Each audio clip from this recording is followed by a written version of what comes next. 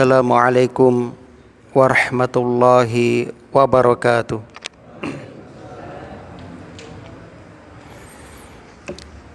Innal hamdalillah nahmaduhu wa nasta'inuhu wa nastaghfiruh wa na'udzu billahi min syururi anfusina wa sayyiati a'malina. May yahdihillahu fala mudhillalah wa may yudlil fala hadiyalah. Asyhadu an la ilaha illallah wahdahu la syarikalah wa asyhadu anna Muhammadan abduhu wa rasuluh. Allahu ta'ala fil Qur'an, a'udzu billahi minasyaitonir rajim. Ya ayyuhalladzina amanu taqullaha haqqa tuqatih wa la tamutunna illa wa antum muslimun. Salahnya enggak bunyi.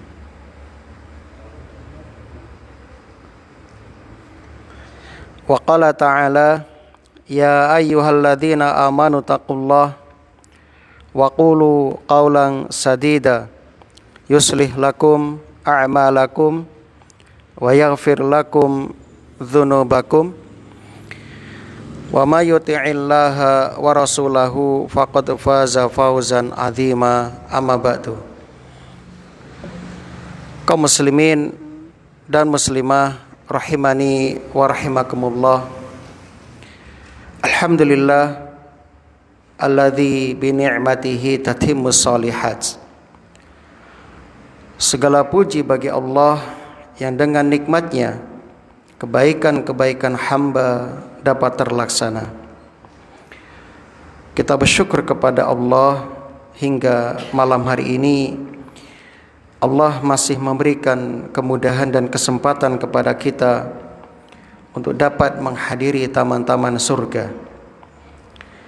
Mudah-mudahan kehadiran kita kelak menjadi saksi yang akan memberatkan timbangan amal soleh kita. Amin ya rabbal alamin. Salawat dan salam mudah-mudahan senantiasa tercurah limpahkan kepada Nabi kita Muhammad sallallahu alaihi wasallam, kepada keluarga dan juga para sahabatnya radhiyallahu anhum ajma'in. Allahumma shalli wa sallim wa barik ala nabiyyina Muhammad wa ala alihi wa ashabihi wa man tabi'ahum bi ihsanin ila yaumiddin. Jamaah yang berbahagia, bulan Rajab sudah pergi meninggalkan kita. Saat ini kita berada di bulan Sya'ban. Artinya Ramadan sudah hampir di depan mata. Oleh karena itu, marilah kita mempersiapkan diri kita untuk menyambut datangnya tamu spesial yang membawa banyak bonus untuk kita. Maka di bulan Sya'ban ini, yang pertama harus kita perbanyak, harus kita lakukan. Yang pertama, memperbanyak puasa sunnah. Sebagaimana yang disebutkan oleh Ibunda Aisyah radhiyallahu anhuma, bulan yang paling dicintai Rasulullah sallallahu alaihi wasallam untuk berpuasa adalah bulan Sya'ban. Kemudian yang kedua, memperbanyak amal solih. Sebab pada bulan Sya'ban amal-amal seluruh manusia akan diangkat kepada Allah Azza wa Jalla. Kata salat kita, bacaan Quran kita, sedekah kita, semuanya diangkat kepada Allah Subhanahu wa ta'ala di bulan Sya'ban. Yang ketiga, di bulan Sya'ban ini adalah kesempatan bagi kita untuk mengqadha puasa bagi mereka yang masih memiliki hutang puasa. Mungkin ada di antara jamaah yang masih punya tanggungan puasa, maka ini saatnya bagi kita untuk membayarnya. Kemudian yang keempat, jauhi amalan yang tidak ada tuntunan dari Rasulullah sallallahu alaihi wasallam, jauhi segala bentuk kemaksiatan, ya. Kemudian yang terakhir, persiapkan diri untuk menyambut datangnya Ramadan dengan mempelajari kembali fikih Ramadan, menghadiri pengajian-pengajian untuk menyambut Ramadan, ya, serta perbanyak bertaubat kepada Allah Subhanahu wa taala. Mudah-mudahan Allah Subhanahu wa taala memberikan kepada kita kesempatan untuk dapat berjumpa kembali dengan bulan Ramadan di tahun ini dalam keadaan yang terbaik. Allahumma sallimna ila Ramadan wa sallim lana Ramadan wa tasallamhu minna mutaqabbalan.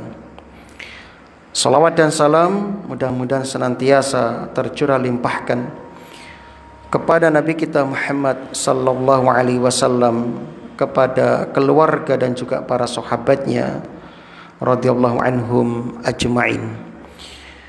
Allahumma salli wa sallim wa barik ala nabiyyina Muhammad wa ala alihi wa ashabihi wa man tabi'ahum bi ihsanin ila yaumiddin. Alhamdulillah, kita melanjutkan kembali membacakan tafsir surah An-Nisa ayat yang ke-31. Ayat ini tentang jaza'u ijtinabil kabair, balasan atau pahala menjauhi dosa-dosa besar. Kaum muslimin rahimani wa rahimakumullah, setelah sebelumnya di ayat yang lalu Allah Subhanahu wa taala melarang kita memakan harta orang lain secara batil, begitu juga membunuh jiwa yang diharamkan untuk dibunuh, dan Allah menjanjikan atas semua perbuatan itu dengan api neraka jahanam. Lalu di ayat ini, ayat yang ke-31, Allah Subhanahu wa taala melarang dari melakukan semua bentuk dosa besar. Semua bentuk dosa besar itu dilarang oleh Allah Subhanahu wa taala. Dan Allah menjanjikan dengan balasan yang terbaik bagi mereka yang mau meninggalkan dosa-dosa besar tersebut. Jazakallah khair. Yaitu berupa surga. Mudah-mudahan kita diberi kekuatan untuk dapat menjauhi segenap dosa-dosa besar. Dan dosa besar itu banyak jumlahnya. Ada yang menyebutkan 70 macam, ada yang menyebutkan sampai sekian ratus macam. Yang jelas kaum muslimin, segala yang dilarang oleh Allah pasti di dalamnya terdapat bahaya bagi para hamba. Nah, sebaliknya segala yang diperintah oleh Allah pasti di dalamnya terdapat kebaikan-kebaikan. Misalnya Allah memerintahkan kita untuk berpuasa di bulan Ramadan, maka sebagaimana kita ketahui bersama, ternyata di dalam puasa Ramadan terdapat banyak kebaikan. Maka ketika tiba sebuah perintah, entah itu puasa, zakat, haji bagi yang mampu, apapun itu, termasuk menikah bagi yang sudah siap menikah, itu semua di dalamnya terdapat maslahat kebaikan-kebaikan bagi hamba. Dan jenengan padosipun, jenengan cari semua larangan Allah, minum khamr misalnya, berjudi misalnya, di dalamnya terdapat bahaya bagi manusia. Tidak ada sama sekali kebaikan pada larangan-larangan tersebut. Alhamdulillah. Mari kita lihat ayatnya. A'udzubillahi minasyaitonirrajim. In tajtanibu kaba'ira ma tunhauna anhu. Jika kamu menjauhi kabair, dosa-dosa besar, ya. Jika kamu menjauhi dosa-dosa besar, ma tunhauna anhu, di antara dosa-dosa yang dilarang mengerjakannya, nukaffir ankum sayyiatikum, pasti kata Allah, kami hapus kesalahan-kesalahan kalian. Wa nudkhilkum, dan kami akan masukkan kalian mudkhalan karima, ke tempat yang mulia, yaitu surga. Kaum muslimin yang berbahagia, tajtanibu artinya meninggalkan sesuatu dari satu sisi, ya, secara lughah, ya. Tatruku syai' janiban, menjauhi, ya, meninggalkan sesuatu dari satu sisi. Adapun secara istilah, ijtinabu syai' sendiri itu artinya, ya, tarkuhu wal ibti'ad anhu, meninggalkan sesuatu dan menjauhinya. Jadi bukan hanya meninggalkan tapi menjauhi, tidak akan pernah mendekati, tidak akan pernah mendekati.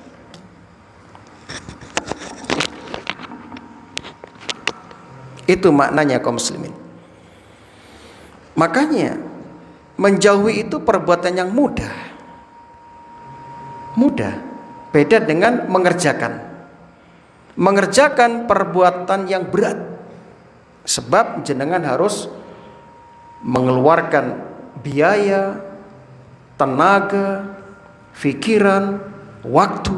Misalnya Allah perintahkan puasa, maka untuk mengerjakan puasa ini enggak mudah, sulit. Anda harus bangun malam, sahur, ya, berniat untuk puasa keesokan harinya, ya, lalu Anda harus menahan diri dari semua pembatal-pembatal puasa, ya, sampai tenggelamnya matahari.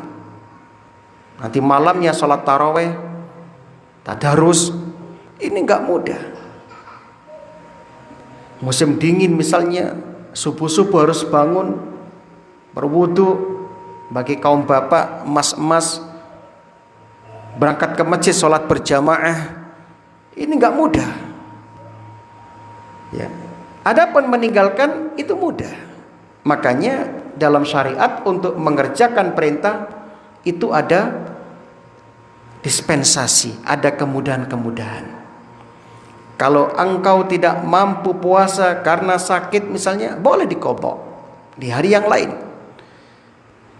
Kalau nggak mampu sama sekali karena sepuh misalnya, sudah tua atau sakit menahun yang sulit diharapkan kesembuhannya, boleh tidak puasa dengan membayar fidyah. Nggak mampu sholat sambil berdiri, boleh sambil duduk. Tidak menemukan air mutlak untuk berwudu, boleh jenengan bertayamum dengan sa'idan thayyibah, debu yang suci. Adapun meninggalkan larangan, nggak ada toleransi. Tinggalkan, jauhi. Nggak ada ceritanya yang biasa minum khamr 1 hari 2 botol lalu tinggalkan setengah botol dulu. Nggak ada. Harus dijauhi. Kenapa? Karena meninggalkan itu lebih mudah, tinggal meninggalkan saja. Maka kaum muslimin rahimani wa rahimakumullah. Jadi, dan ini sekali lagi membutuhkan pertolongan dari Allah. Tanpa pertolongan Allah, kita nggak mampu menjauhi segala bentuk kemaksiatan, segala bentuk dosa dan larangan.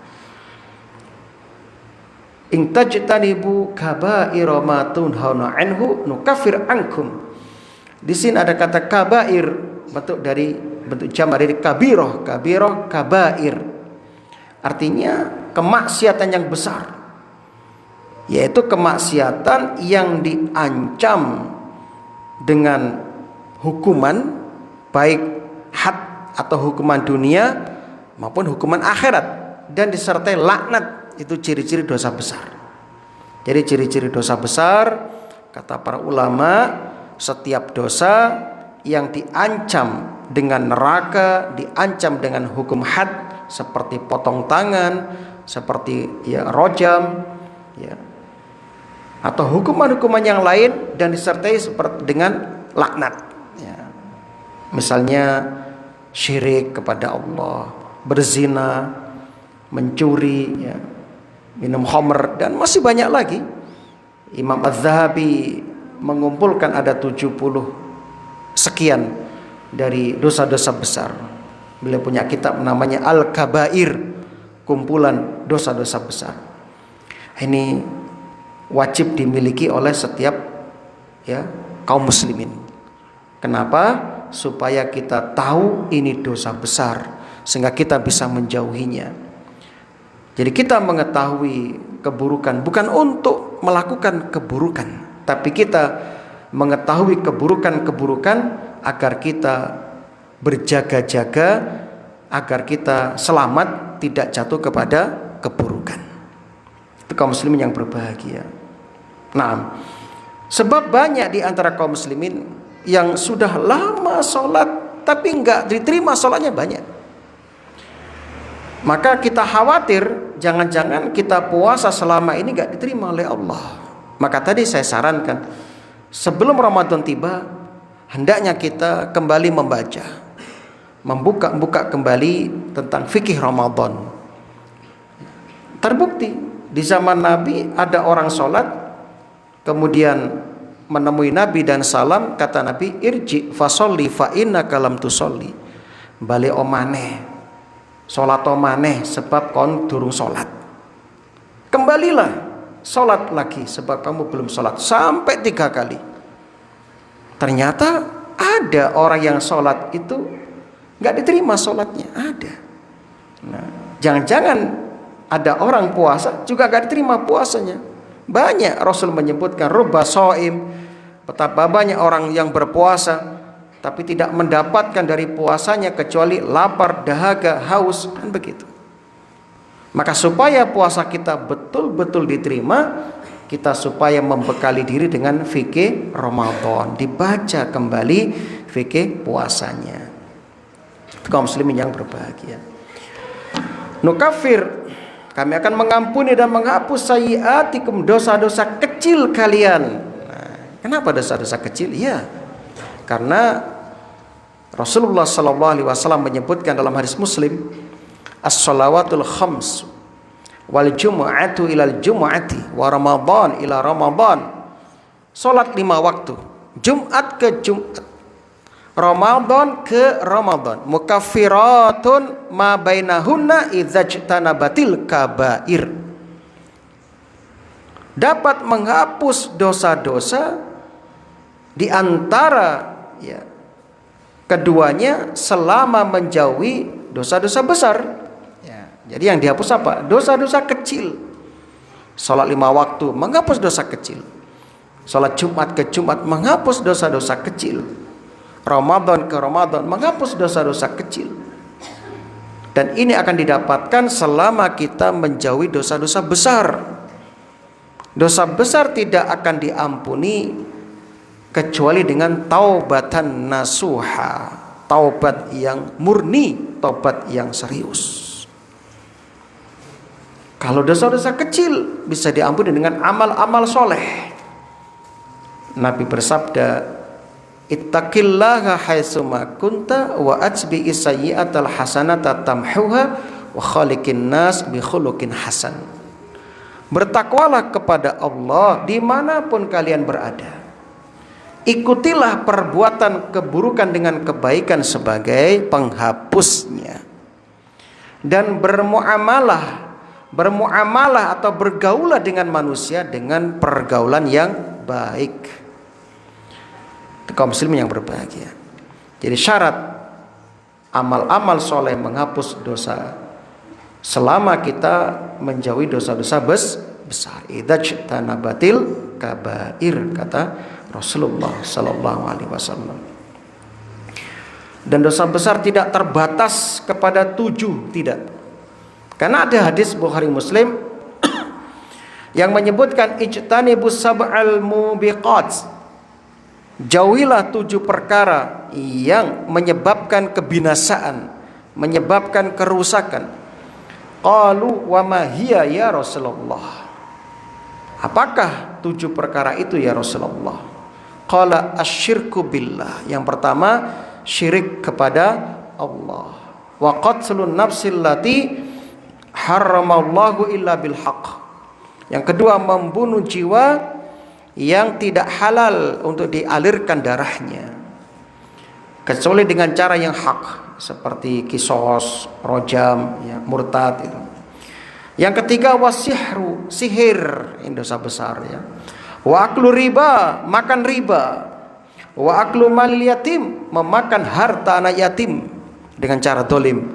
Wa tawalli yaumaz zahf, kabur dari peperangan, lari ketika perang.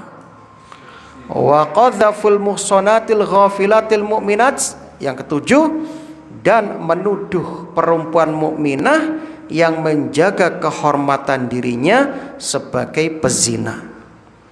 Ingat, hadis ini tidak membatasi jumlah dosa besar, tidak. Tapi kembali kepada definisi yang didefinisikan oleh para ulama, ya, setiap datang hadis atau ayat yang mengancam perbuatan dosa dengan hukuman dunia dan akhirat, baik itu hukuman had, ya, dan sejenisnya, ataupun laknat, maka itu menunjukkan dosa itu dosa besar. Nah, jadi ini bukan pembatasan. Kaum muslimin yang berbahagia.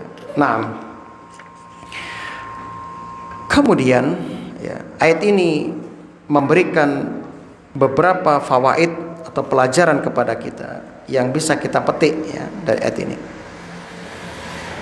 Pelajaran pertama dari ayat yang ke-31 ini, ya, berdasarkan penjelasan dari para ulama, ya, penjelasan dari para ulama. Oh ya, tadi ada akhirat belum kita jelaskan. Selain kita akan, ya, dihapus kesalahan-kesalahan kita, nukafir ankum sayyiatikum, ya, maka yang berikutnya mudkhalan karima, masya Allah, ya. Ibnu Zaid mengatakan mudkhalan karima ay al jannah, dimasukkan ke dalam surga. Kenapa surga dinamakan karima, mulia? Yang pertama, kata Ibnu Zaid dalam tafsir At-Tabari, karena di dalam surga penuh dengan kenikmatan. Yang kedua, di dalam surga tidak ada kehinaan. Yang ketiga, di dalam surga kekal abadi, tidak ada kematian. Nah, sebab kematian sudah disembelih oleh Allah. Berdasarkan hadis yang sahih, benjang yaumul qiyamah, ketika sudah ditentukan calon penghuni neraka, calon penghuni surga, selesai. Didatangkan kambing, ya, kambing putih yang besar, lalu disampaikan, wahai penghuni neraka, inilah kematian. Wahai penghuni surga, inilah kematian. Lalu disembelih. Ya. Kabar gembira bagi penghuni surga, hayun la yamut, ya, tidak ada kematian, hidup selamanya. Kemudian penghuni neraka tahu kalau kematian sudah disembelih, sedih, sebab tidak ada harapan mereka akan, ya, berhenti dari siksa. Maka kaum muslimin, nanti kematian akan disembelih oleh Allah. Yang ada adalah keabadian. Maka jangan tertipu jamaah. Hidup di dunia tidak lama, antara 60 sampai 90 tahun, 70 tahun. Sedikit yang melampaui itu. Adapun di akhirat, Allah siapkan keabadian, kenikmatan yang abadi di surga. Allah hanya minta sedikit dari kita, maka mari waktu yang terbatas dan sedikit ini kita manfaatkan sebaik-baiknya, terutama bulan Ramadan yang akan datang. Monggo, ya, mudah-mudahan, ya, dengan sedikit yang bisa kita amalkan ini, Allah akan memberi balasan dengan surga, tempat kenikmatan yang kekal abadi. Amin ya rabbal alamin. Itu kaum muslimin yang berbahagia. Kemudian ya,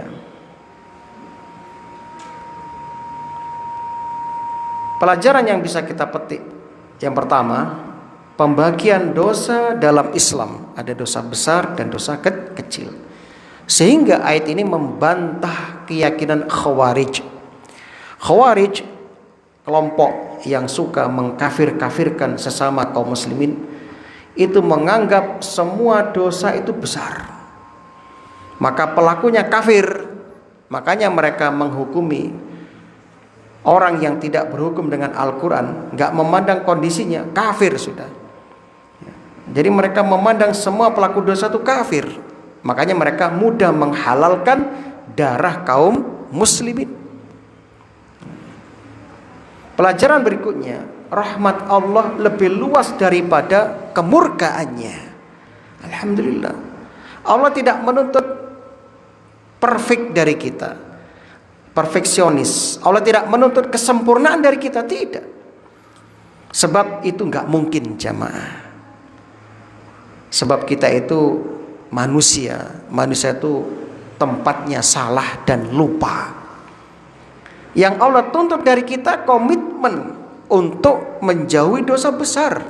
Itu. Kalau dosa kecil, Allah memaklumi. Tapi Allah kasih kemudahan. Ada seorang pemuda datang kepada Nabi, ya Rasulullah, saya baru saja mencium seorang wanita. Bagaimana cara taubatnya? Berwudu, kata Rasul. Nah begitu. Jadi dengan istighfar, dengan amal soleh, itu dosa kecil bisa dihapus. Dengan wudu bisa dihapus. Tapi untuk dosa besar, jauhi jamaah. Sebab itu membutuhkan keseriusan dalam taubatnya. Ya. Maka itu Allah tuntut dari kita, komitmen untuk menjauhi dosa besar, terutama syirik kepada Allah. Pelajaran yang ketiga, amal soleh menghapus dosa kecil. Baik itu sholat, haji, umrah, puasa Ramadan, wudhu, sedekah, menghadiri majelis ta'lim, banyak sekali. Pelajaran yang keempat, taubat hukumnya wajib. Wajib hukumnya. Baik dari dosa kecil apalagi dari dosa besar. Dan untuk keseriusan taubat kita, yang pertama niat kita harus ikhlas karena Allah. Yang kedua, meninggalkan maksiat tersebut. Yang ketiga, menyesal ya, telah melakukan dosa. Yang keempat, bertekad kuat tidak akan mengulangi lagi. Yang kelima, ya, mengembalikan hak-hak Bani Adam jika dosa itu berkaitan dengan Bani Adam, minta maaf, ganti rugi dan sebagainya. Yang berikutnya tentunya taubat akan tetap diterima sebelum nyawa sampai di tenggorokan dan sebelum matahari terbit dari barat. Pelajaran yang kelima, surga itu adalah mudkhalan karimah. Ketika masuk kita disambut dengan penuh penghormatan, ya, masya Allah, ya. Tidak ada kehinaan di dalamnya, yang ada kenikmatan, kemuliaan itu yang ada. Maka kaum muslimin, kejarlah surga ini.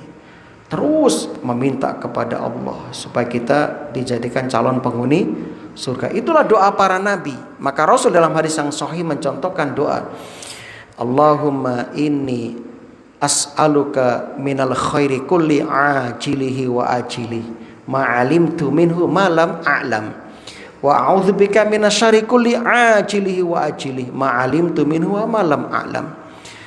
Allahumma inni as'aluka ma sa'alaka abduka wa nabiyyuk, kata Rasul, ya Allah, aku meminta kepadamu apa yang diminta oleh hamba dan utusanmu, yaitu surga. Wa a'udzubika ma'adza bihi abduka wa nabiyyuk, dan aku berlindung kepadamu dari apa yang seluruh hamba berlindung kepadanya dan juga Rasul berlindung kepadanya. Apa itu? Neraka.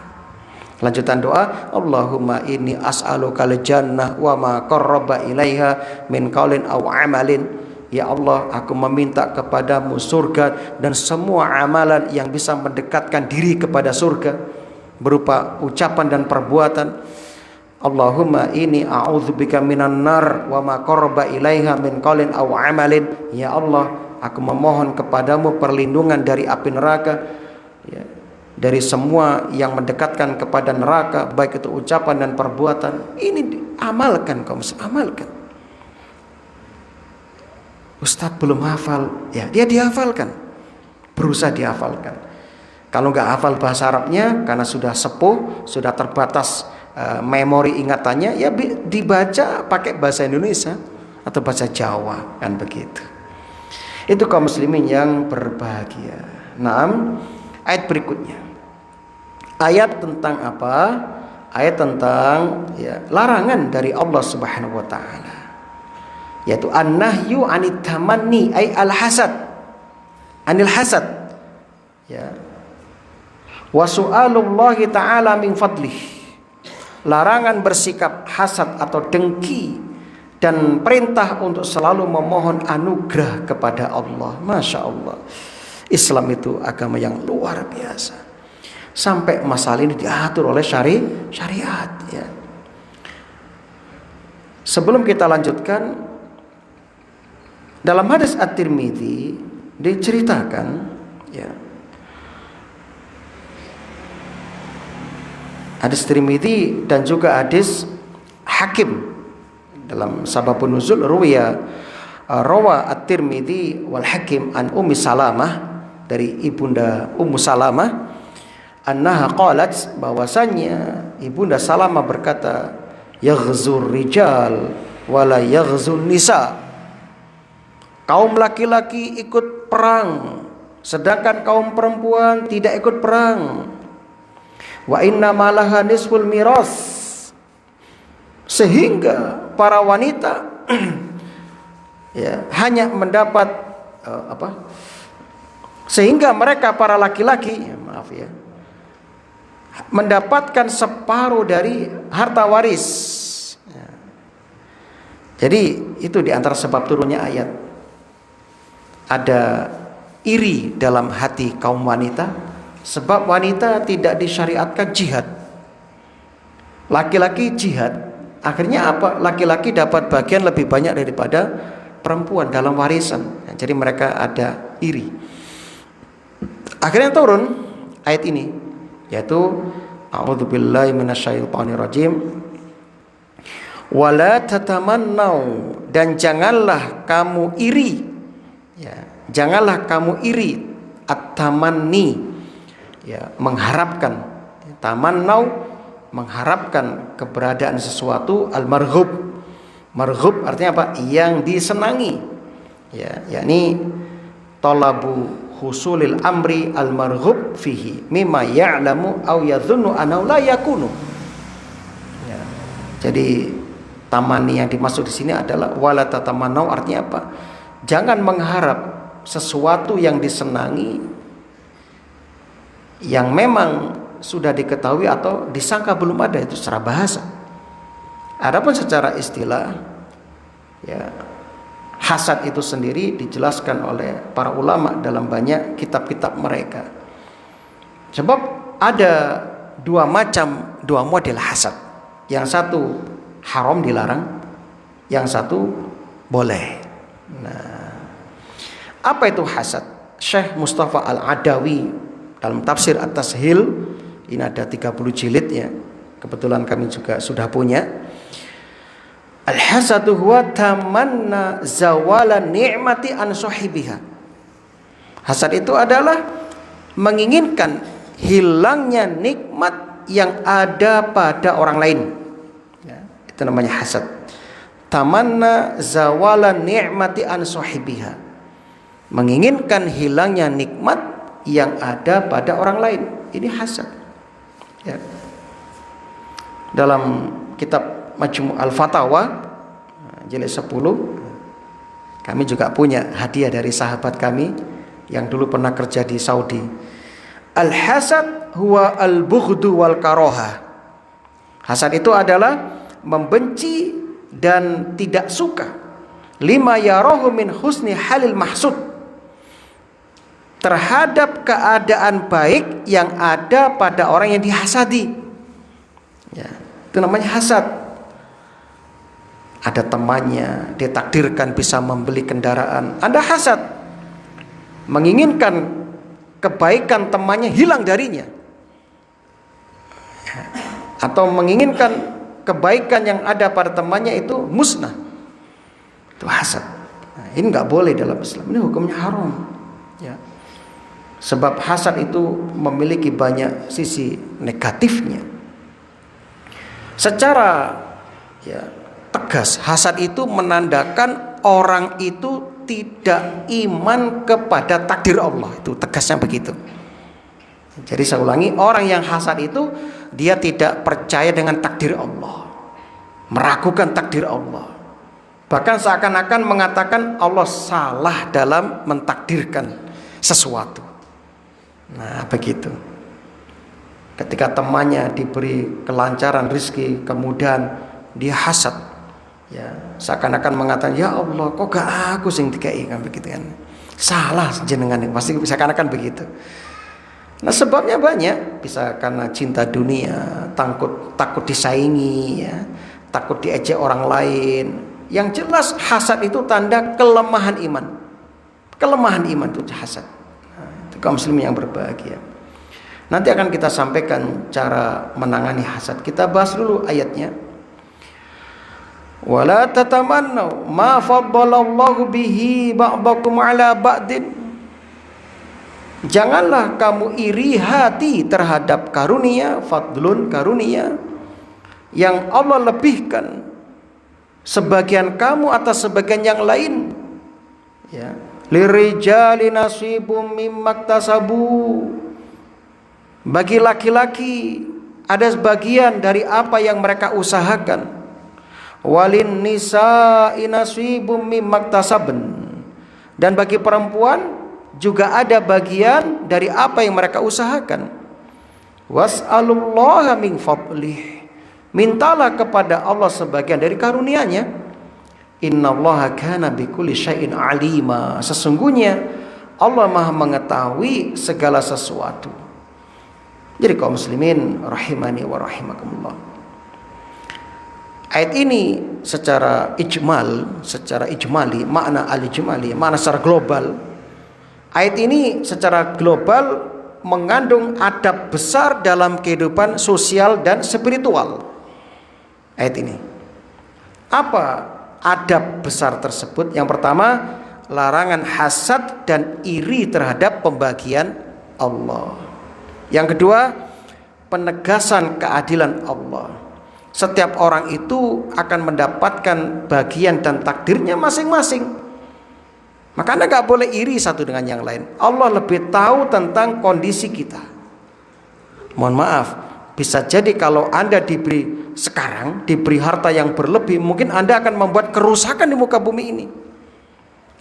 Anda akan dolim sama orang misalnya, atau Anda akan mencelakakan diri sendiri. Dengan apa? Dengan ujub, dengan takabur, dengan sombong misalnya. Bisa jadi toh. Nah, yang ketiga, di antara adab besar dalam kehidupan sosial dan spiritual, dalam ayat ini ada pengarahan jiwa agar mengganti iri dengan doa dan iktisab, usaha. Tadi katakan was'alullah min fadli, ada anjuran berdoa. Maka nanti kita akan sampaikan doa yang terbaik ketika melihat kesuksesan saudara, tetangga kita atau teman kita. Bagaimana doanya kalau kita melihat teman kita sukses, melihat saudara kita sukses? Nah, Masya Allah ya. Nah, itu kaum muslimin yang berbahagia. Jadi ayat ini turun menutup pintu kecemburuan dan menjaga keharmonisan umat. Nah, itu jamaah berbahagia. Sebab turunnya ayat sudah kita sampaikan tadi, hadis Tirmidzi dan Hakim. Begitu juga disebutkan dalam hadis yang lainnya. Kemudian kaum muslimin rahimani wa rahimakumullah. Jadi kita dilarang hasad, wala tatamannau. Kata Imam Qatadah dalam tafsir At-Tabari, larangan hasad di sini bukan sekedar keinginan biasa, tapi Hasad itu menginginkan nikmat orang lain, mengharapkan nikmat orang lain itu hilang dan sebagainya. Dan nikmat Allah di sini atau fadlun di sini luas, kata Imam Al-Mujahid dalam tafsir Ibnu Katsir. Karunia di sini bisa berupa harta, bisa berupa kedudukan, bisa berupa pahala amal, bisa berupa perbedaan peran laki-laki dan perempuan, ya. Jadi nggak boleh saling hasad kaum muslimin. Sekali lagi, kelebihan-kelebihan yang ada pada kita itu hikmah. Ada hikmah dari Allah, sebab Allah itu hakim dalam memutuskan, ya. Bukan kezaliman. Misalnya ada orang ditakdirkan lebih tinggi daripada Anda kedudukannya, itu bukan zalim Allah. Allah nggak zalim, tapi Allah tahu ada hikmah di balik itu semua. Kemudian kaum muslimin rahimani wa rahimakumullah, kita dianjurkan melakukan usaha dan doa. Jangan iri, jangan protes kepada takdir, tapi apa? Berdoa. Makanya Imam Hasan Al-Basri mengatakan, apabila engkau melihat ada orang yang dilebihkan dalam kekayaan, dalam harta, dalam jabatan, dalam dunia, maka saingi dengan akhirat. Saingi dengan akhirat. Anda sing pateng ngaji, sing pateng sholat, pateng poso, ngabekti marang wong tua, ditingkatke, sedekah sing rajin begitu. Dan sedekah nggak mesti harta, bisa dengan senyum, dengan doa kepada saudara kita yang tidak ada di hadapan kita. Anda tahajud, Anda, ya Allah, ampuni dosa-dosa tetanggaku, ampuni dosa kaum muslimin, begitu. Lindungilah mereka, lancarkan rezeki saudara-saudaraku, begitu. Bagian dari sedekah juga. Pak, ini lebih mujarab ini. Berdoa ketika tidak ada di hadapan saudara kita atau tanpa sepengetahuan saudara-saudara kita. Itu kaum muslimin yang berbahagia. Dan hukum ini berlaku untuk seluruh manusia. Ya. Jadi kita dilarang hasad, sebab hasad itu negatifnya luar biasa. Minimal hasad merusak iman, menghapus pahala, menentang hikmah Allah Subhanahu wa ta'ala. Itu kaum muslimin yang berbahagia. Lantas bagaimana cara kita, tips atau kiat agar terhindar dari hasad? Yang pertama, agar kita dijauhkan dari hasad, ya, tidak benci pada nikmat yang didapatkan saudara kita. Yang pertama, ilmu dan iman. Artinya apa? Kita mengetahui bahwa hasad itu dampaknya jelek pada diri kita, baik di dunia maupun di akhirat. Itu kita ilmu itu. Kita ilmui, ya. Maka ketika kita mengilmui tentang dampak buruk hasad, misalnya hasad itu tanda orang menentang takdir Allah. Hasad itu mirip dengan orang musyrik, ya. Lihat orang musyrik ketika melihat kaum muslimin dapat kemenangan, sedih mereka, ya. Sebaliknya ketika melihat orang iman mendapatkan bencana, senang mereka. Itu hasad. Nah, ada nggak pada kita? Kalau ada tetangga kita, teman kita sukses, kita sedih. Kalau ada teman kita bangkrut, kita tertawa, bahagia. Ada nggak sama kita? Kalau ada, berarti Anda ada hasad dalam hati Anda. Segera bersihkan itu, taubat kepada Allah. Dampak hasad yang kedua, orang yang hasad itu menjadi bala tentaranya setan. Yang ketiga, orang hasad dapat memecah belah persatuan kaum muslimin. Gara-gara hasad pecah, ya, ada jamaah yang pecah. Ya. Gara-gara apa? Hasad. Ya, naudzubillah min dzalik. Kemudian hasad itu dapat menghilangkan kebaikan-kebaikan kita. Hasad itu menjadikan orang itu sedih terus. Bagaimana tidak? Temannya sukses, susah, waduh gak bisa turu, mikir, akhirnya apa? Murus, ya. Mikirnya koncane kok iso. Kaya nanduri podo, nandur jagung, tapi kono kok iso tuku motor anyar misalnya kan, ya. Ngerayan misalnya. Kene kok gak iso, mau mikir terus, ya. Koncane tuku sawah, wah tambah stres. Apa namanya apa? Mikir tanggane tuku sawah. Misalipun. Jadi itu merugikan diri sendiri. Kalau Anda melihat orang sukses, apa kata Rasulullah? Doakan, Allahumma rzuqni, Allahumma atini, misalnya. Ya Allah, berikan rizki kepadaku. Ya Allah, jadikan berkah harta saudaraku. Dan berilah aku harta yang semisal dengannya, begitu. Nah, jadi kalau tonggone dia sukses, oke kan kita juga ikut kecipratan kalau dia tuh diberkahi kan begitu. Nah, itu kaum muslimin. Maka kita doakan berkah. Ada teman kita sukses, kita doakan semoga harta Anda berkah, begitu, bermanfaat kan. Terus minta sama Allah, ya Allah berilah aku harta yang semisal. Kata Ibnu Abbas, jangan berdoa begini. Lihat teman punya istri yang cantik, harta yang banyak, ya Allah berilah aku istri orang itu misalnya, harta orang, jangan, tuh salah itu. Tapi Anda minta karunia kepada Allah yang lebih daripada itu. Nanti Allah akan kasih yang lebih, kan begitu. Sebab keberkahan itu enggak mesti jamaah. Kadang keberkahan datang dengan harta yang sedikit. Nah, seperti kita lihat, demi Allah, guru-guru pondok itu berkah itu. Gajinya berapa sih? Tapi sampai sekarang mereka tuh bahagia, seneng, ngajar juga enjoy ya. Kemudian anaknya juga sukses. Ya, sampai sekarang masih hidup, padahal gajinya berapa? Jauh dari yang kita bayangkan. Ya, guru-guru ngaji, piro sih gaji ini? Itu berkah itu. Itu kaum muslim yang berbahagia.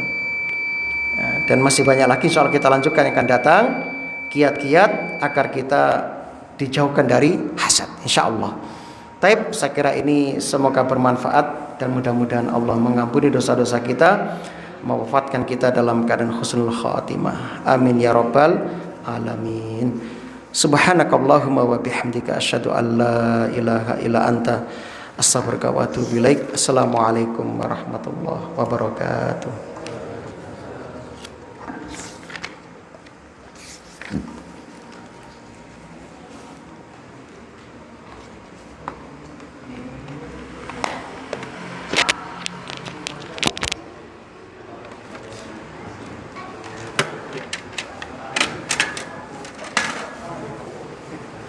Akhir.